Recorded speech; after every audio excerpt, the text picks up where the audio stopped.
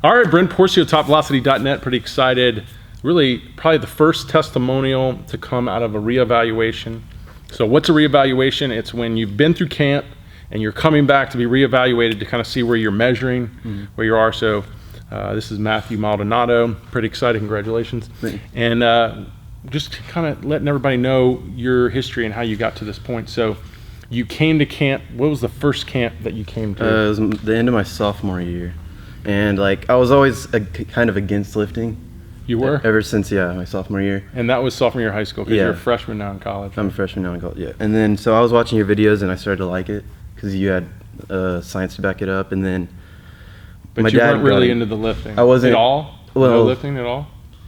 I just like the bench press and all that, like because that's stereotypical of, because high school and all that. But for some reason, you were intrigued because of the science? Or it was just way different than what everyone was saying, and it made sense after you did the science that backed it up. So after that, then my dad got into it, and so we went to a camp down here.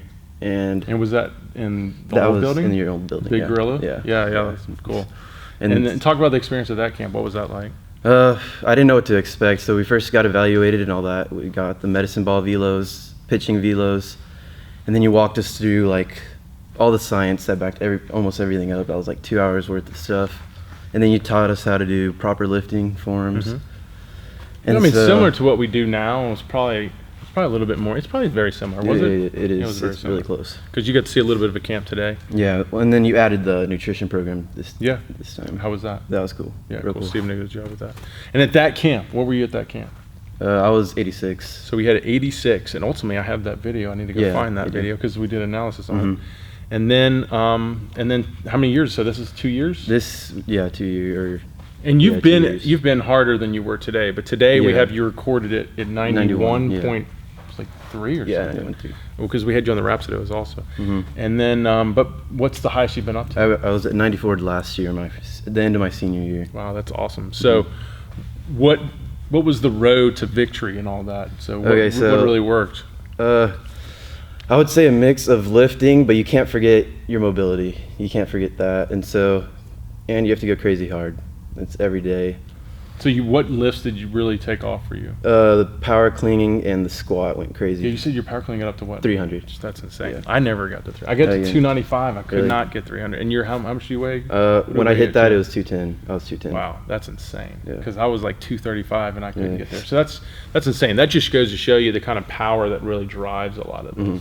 Did you see a direct correlation when your power went that high? Yeah, that was my senior year, and that's when I started throwing. I was 90 to 92 and topping on 94. That's when it really when the power clean went up that high, everything took off. And it was huge because you got a D1 opportunity at that point, huh? I did. And that was significant to that, right? It was. Obviously.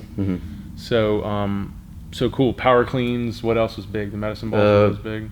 I didn't really go crazy I didn't take off with the medicine balls like how I wanted to. They were still probably 37 to 41. Yeah, is what I went. And then squat took off. I was like 250, and right now I'm at 465. Wow. So that took off. So your lifts were just exploding. And at the end of the day, the med balls are there to help us convert it to the ball speed. Obviously, you weren't having problems with that. Some people do. But the lifts are huge because it's really the performance enhancement of all this, right? It's really where you enhance what you have to get what you want. So what's like now it's just trying to get you more consistently and a little bit more efficiently into the low mid 90s, right? Yeah. Well, what happened this year, I didn't really take the running as seriously as I should have, which I'm going to do next year or this upcoming off season. The conditioning aspect of it. So I kind of got bulkier this season, but I mean the velocity didn't go down. It didn't go up as high as I wanted it to though either. But yeah, because it's got to keeping yourself well rounded, keeping yourself quick, explosive, efficient. That's what a lot of the anaerobics does. The med ball routines all do. Mobility supports, because if you overdo the weight room, sometimes you can get all this strength and this power. You get out on the field and it just converts horribly. Like you were talking, like some of the issues you have, it's like you're trying to force all this water power through a hose that's got all these kinks in it. Like it's just as important that you have the efficiency there than as you have the power going through. We obviously want both. We want as much power as we can, but we got to have an efficient system to get it through. And I think that's where right now you got to get better at getting more efficient. But still really impressive. What would you say was really the success of all this? Obviously, I mean, talk about the work ethic behind it and talking about the success. Yeah, you have to sacrifice a lot of your time during your off season. Don't go out with your friends as much. You have to dedicate at least 4 hours a day. For me, it was because I like to take my time through it. And then you saw the more time you put into it, the more results you started to get out of it. Yeah, definitely. So talk about the people that plateau. Like, what were the things that got you through plateaus? I mean, what would help people to get there? Weight plateaus or velocity or what? Anything, like, lifting, velocity-wise. Like, how did you get to those sticking points in the program? That's you just push through them? Yeah, really. There's not much you can do. Or just grind, like put your nose into it a little harder and push through it? For me, I'm really good at eating. I can eat a lot, so that really helped me. That is huge. That is huge. And I don't think you can stress that enough because that allows you to keep up with the work. So if you are plateaued, then you're probably, you're not pushing yourself hard enough, and you start eating more, and now you got more energy, and then you can start pushing yourself hard. I think that's really huge. That is a huge And like my senior year sleep, I slept really good my senior year. Because that's the combination. Eating and sleeping just helps your body heal. I mean, I think you're nailing it. Really, guys, if you want to understand performance enhancement, it's the eating, sleeping, and the lifting training aspect is so important. You've got to have a really perfect balance of that. Well, I'm excited for you, man. I think you're in a good position in college. I think you have a lot of opportunity. You have a lot to get better at. You got to get more efficient to be able to do this more consistently over and over again. Because when you get into the college level, now you're throwing more often. You got to stay healthy. So a lot of challenges to it. What would you say to those out there that are kind of in the position you were when you first found the camp?